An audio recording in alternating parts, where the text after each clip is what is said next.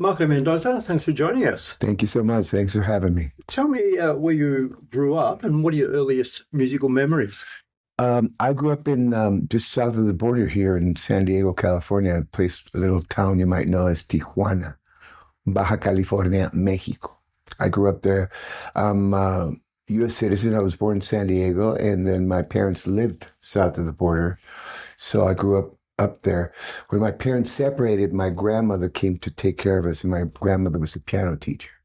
So I got to say, she's the reason why I play music. She educated me a lot. She influenced me a lot, inspired me. She was a classically trained piano player. So I learned a lot. And I think that's when I discovered how important music was for me. It would just allow me to escape and get into these beautiful landscapes things. And I was a very awkward kid. So, and then shortly after my brother, he had a birthday, older brother, and he got a guitar. So once I discovered that I could take the guitar and get away and hide myself where nobody could hear me making my mistakes and learning, that's when I really started growing and realized that I could, start learning chords. And that's when I learned I could play a lot of songs that were playing on the radio then. So that was it. It was I found a friend and I found a sanctuary. I found something that was healing for me. Like I said, I was very awkward, very insecure kind of kid. And so that allowed me to belong somewhere. And I started putting a lot of time and hours and it became, what it is today. But I had no idea, And I still, when I do interviews, I talk about that because I want to maintain that spark, and it's tough these days because it's become a business and there's a lot of factors a lot of moving parts. And sometimes they take you away from the initial spark that was music, but from time to time I get there and it's beautiful. So my grandmother was the influence. My father was a clarinet player as well. He was into big band, Benny Goodman, Glenn Miller. So there was a lot of that at home. The classical from my grandma. My father was into the big band, swing, bebop thing. And then my mother was a professional singer. So a lot of influences from everywhere. And I grew up in that thing. Family gatherings were ridiculous, man. Everybody sang and played an instrument. It was fun. Yeah. So who were the bands that you were into as a teenager and whose licks you were trying to copy? Well, I started with CCR, Creedence Clearwater Revival, because they were playing on the radio. It was late 70s. And again, I realized that I could play a lot of their songs because they were pretty, and I was playing rhythm guitar. So, and that's also when I started getting into singing a little bit. And it's just fun, Greg. It became such a fun place for me to be in. And shortly after, I got introduced to Grand Funk Railroad. So the first influences were Southern rock. Because that's what was popular then, and that's what we could get our hands on. And Ted Nugent, Leonard Skinner, Allman Brothers Band, Jay Giles Band, and on and on and on. But Grand Funk, I have to say, Mark Farner was big inspiration. But CCR there. And then my father noticed that my brother and I were really getting into music. And he got us Abbey Road, Beatles, and that was it. I got to see Paul McCartney last year. It was amazing. But I would say that was Pandora's box for me musically. I realized that I had so much to learn, and because their production, their songwriting, the whole thing was amazing. So my brother and I used to spend a lot of hours and hours and hours listening to Abbey Road, and then of course, we got into their catalog, Revolver and Sgt. Pepper's, and then the White Album let's just say that back in those days we were playing with uh, we were what is it?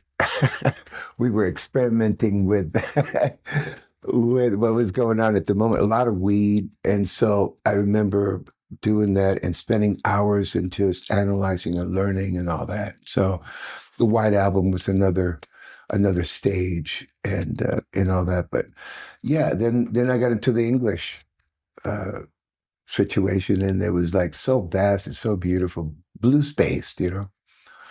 I remember to this day watching Coverdale, David Coverdale and Glenn Hughes, man, with Purple, and I'm like, wow, yet another awakening, if you will.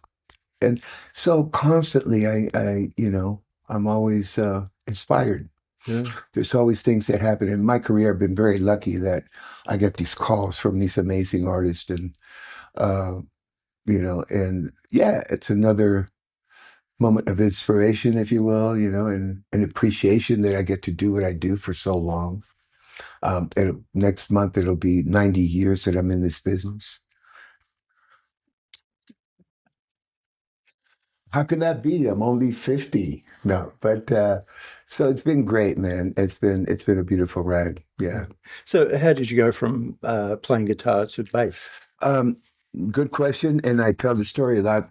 My brother and I had two other brothers that we had a band. I was playing guitar, mostly rhythm and a few leads here and there. And their other brothers was a bass player and a guitar player, and my brother was a drummer. So we started working on a set, and we started playing little parties, backyard parties, garage band kind of thing. And we started getting invited to school dances and all that. And then there was another band that was like 2 or 3 years ahead of us. And they were very organized in that they had a van, they had a logo, they had a PA, they were together. So their bass player moved out of town, and they approached me and said, we like the way you sing, and we're looking for another vocalist in the band. Everybody sang. So would you be interested in auditioning? I said, yes, of course. Do you play bass? Yes, of course. And I lied. I was really a novice. I was really at the beginning stages of the music thing. So I told my dad. He was that cool a cat. He was get in the car. So we went to a pawn shop and found a bass, bought it for nothing. And I rehearsed and learned these 4 or 5 songs, and I auditioned and got the gig. So now all of a sudden it moved on to a next level. These guys were busy, they were doing bigger gigs, and we were getting paid, which is unheard of in those days. And that was the beginning, I think. I also realized that this was something I really enjoyed so much. And I think way back down in my gut, I knew this was going to be a long-term thing. And, so many years later, here I am still. I'm very stubborn. And when I like something, I just go for it, man, and I stick to it. Yeah. Your first big job was playing on Black Sabbath's Bill Ward's album. Mm-hmm. How did that come about, and what did that do for your career? I actually did a lot of work before that, but I state my opinion on what happened with Bill was the beginning of my sober career, because up to that point, like I was talking about earlier, I mentioned that I got into a lot of trouble with drugs and alcohol and all that. So I would take 2-3 steps forward and sabotage myself, which is what we do, and terrorize everybody. I got to the point where I wasn't getting any calls, or don't come back, please stay away. So, which is not good for musicians, But long story short, I got sober. I had the opportunity to get sober September 20th, 1987. I will always remember that date. And I met Bill, funny enough, at a 12-step meeting. 12-step meetings. We had a musicians meeting here in Orange County on Tuesdays. I would say Tuesdays or Mondays. And to name anonymity is very important in our thing. But I met him there. A lot of people in the business were trying to get sober. I won't mention names; it doesn't matter. But he, after a meeting, he approached me. He says, Marco, congratulations. He had a little more time than me, sobriety. And I think I had about 9 months or a year sober. And he just came out and said, listen, I'm working on my first solo album and I'm trying to surround myself with sober musicians and sobriety. So I would love for you, if you have the time, come and hear the album, Can you? I said, absolutely. Are you kidding? And then a few days before I went up, he called and says, by the way, bring a bass. And so again, I had no instruments. I had sold or lost or hawked or pawned everything. I went to another pawn shop. So that's been a little pattern of mine. And I found a bass. And I showed up with the bass. And to my amazement, I'm like, holy poop. That's Jack Bruce, and that's Tim Bogart, and that's Ozzy, and that's because he really downplayed the whole thing. And so he started playing tracks, and it was really great stuff. And I think Ginger Baker was on some of those tracks. But long story short, after a couple hours of listening, he says, there's a couple of tracks I'm not happy with. You're going to plug in. And that was it. I plugged in and I ended up playing on 4, 5, 6 tracks. I don't know to this day. I'm not one of those guys that goes and listens to stuff. I should. But I think that was the beginning of my reconnecting with the industry. And it was my calling card because all of a sudden I'm doing interviews, I'm in magazines, the whole thing. And I started getting the calls. The next call after that was I think I did a thing with Edgar Winter, Al Jarreau in the studio. I mean, I became a bit of a session guy. So yeah, then the name starts getting around, and before you know it, you're getting the bigger calls and the bigger cats. But that's how it is, right, in the business. And I always state this, and I believe this to be true: the fact that I lived in LA, in the Valley, in Studio City, was a big factor. Because people could call and say, hey, we have some session work for you in a few hours or tomorrow. Can you come? Absolutely. So, that was a big factor. Tell everybody to this day, if you have a chance, come to LA, come and spend some time here. Yeah. Yeah. Some of the bands you played with, like Whitesnake, Thin Lizzy, and Ted Nugent, these are bands that you listened to when you were younger. I was. So did you have surreal moments? Absolutely. This seems to happen a lot when you get the call from the voice, and you recognize the voice, but you just think it's somebody pulling your leg, and you hang up on them, because you can't imagine somebody that you, from a distance, you admired and you appreciated and you enjoyed musically, that were at a very high level, that they were going to get in touch with you. Just it's human nature, right? So yeah, Nugent was that, and he did call back, thank God. And David Coverdale. I mean, these were moments that, and that was it. So you can imagine my excitement to work with cats like that. Music is a learning process for me. I'm always learning, and I'm always still at this point like a sponge. I'm learning. I get inspired, and David Coverdale, very meticulous, very careful of every move, and musically and otherwise, career-wise, I learned so much from him, and he inspired me in so many ways, and definitely a big highlight in my career. And Ted is like going to rock and roll school, man. He's been around since '63. So he's played with all the cats. He's been there with a lot of cats that have departed since, and a lot of stories, very entertaining, a powerhouse on stage and otherwise. He's a brilliant cat, another highlight. And but the Thin Lizzy connection was through John Sykes, which I have to say, rest in peace. He just passed away Monday, and it was pretty emotional how I heard about it, because I was talking to him about working together again.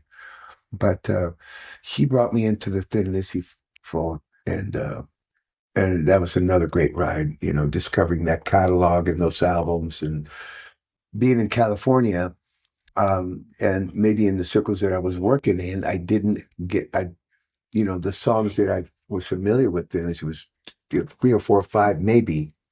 The Boys Are Back in Town, Jailbreak, uh, Whiskey in the Jar, uh, some of those. And so to my amazement, again, man, when I got the call, John says, we're going to put this thing together. We're going to go do some dates in Japan to pay tribute to Phil, who had passed away in 86. And this is, I want to say this is 89 or 91, 1991.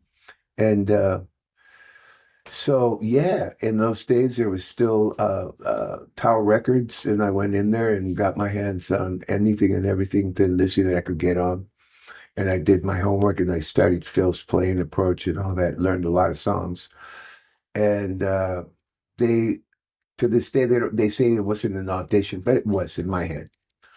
And I think I did a good job and they offered me the gig. So we went to Japan and did those 5 or 6 or 7 shows, I don't remember. And then the rest is history because I think the rest of the world got in touch with the fact that, wow, these cats are back. The music's great. Yes, Phil's not there, but this is the original lineup from the last album, Thunder and Lightning. And so, John was doing a brilliant job at singing and fronting and playing. And the fact that he was part of the original lineup carried a lot of weight. So Scott Gorham, Barry Morton, Brian Downey on drums, for me as a bass player. Pleasure. So, yeah, all of a sudden, boom, I get invited here, there, and then, 20-something years later, it's a trip. Things happen in this business, but every so often I look myself, I look around and I'm going, where am I? Who am I? Am I? And I have to pinch myself, and you hear that a lot, but it's true, because I'm such a fan of music still. Yeah. And I love the fact that I'm being part of something that's cool, Yeah. So. You mentioned Brian Downey before. Being a bass player, the relationship with the drummer is very special. Very. You play a variety of different styles of music. Tell me about some of the different relationships you've had with drummers. Also, I think the fact that I lived in the Valley, there was a lot going on, a lot of sessions, a lot of different genres of producers and projects that were brewing still to this day.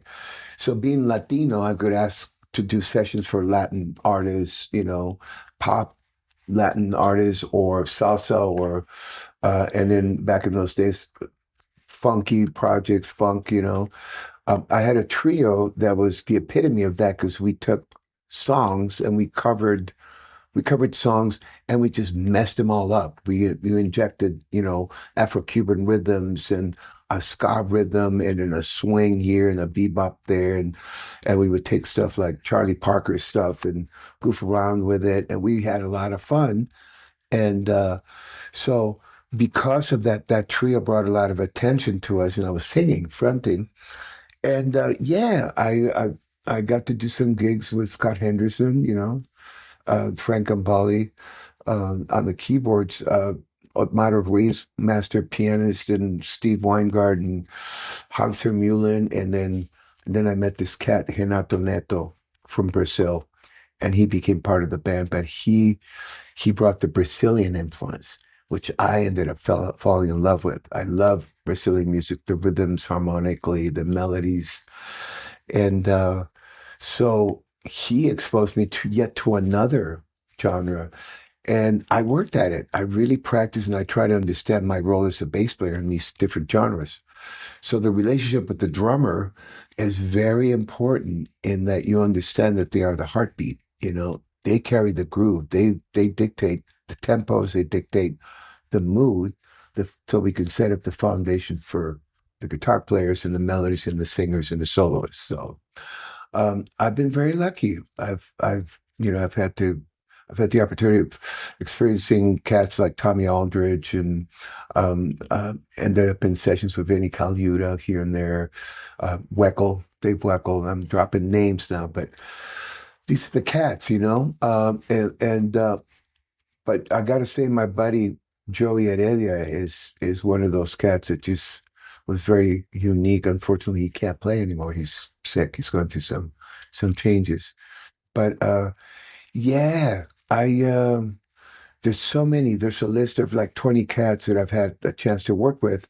Kenny Arnoff, who looks like we're going to be working together with Joe Satriani and Steve Vai band, which is great. I don't know if you heard about it, but they announced it a few days ago.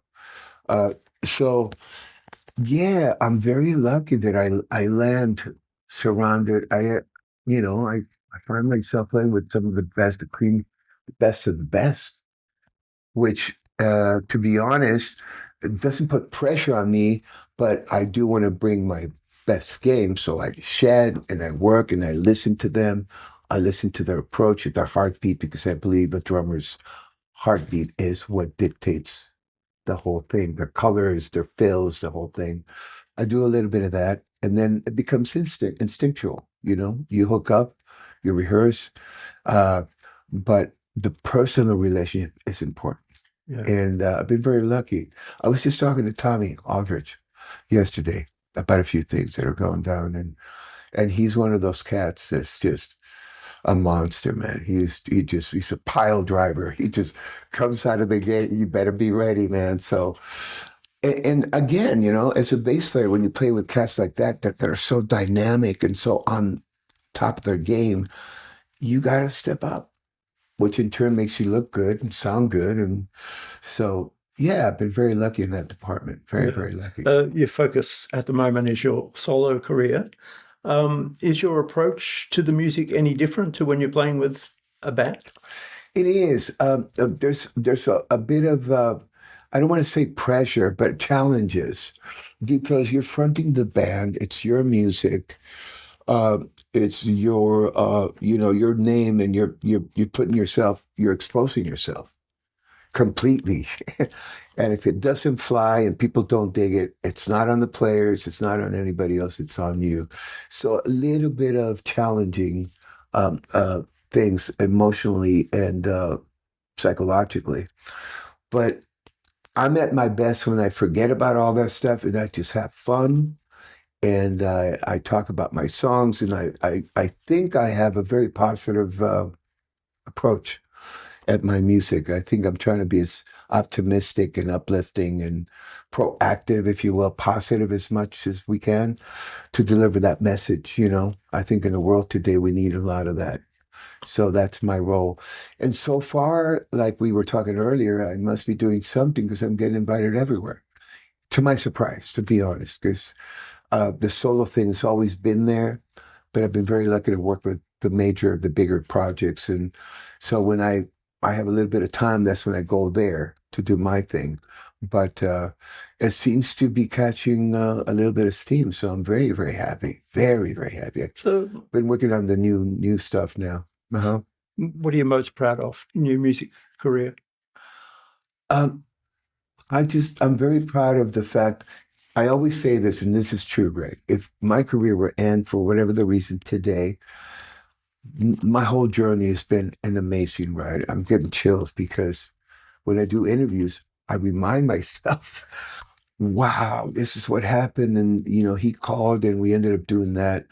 I've been part of a lot of records and albums and recordings and sessions and tours. And so I'm happily satisfied if it would end today. But I'm also looking forward to what's on the other side. And I'm one of those guys that I keep pushing and I keep trying and put myself in different situations so that I can challenge myself and step up and learn more. Music is at infinitum. There's so much involved that it's always changing, And now we have to deal with our industry, what's going on with it, and navigate that. And that's another trip, man. That's another book. But I'm very proud of my career, I have to say, without boasting and not in an ego way. I'm just surprised. 1, 2, I'm very grateful that I'm still around, and I'm looking forward to see what's around the corner, and there's always great stuff, man. I'm very lucky, blessed. Marco Mendoza? Yes, sir. Thank you for your time. My pleasure. Thank you. It's great talking to you, Greg.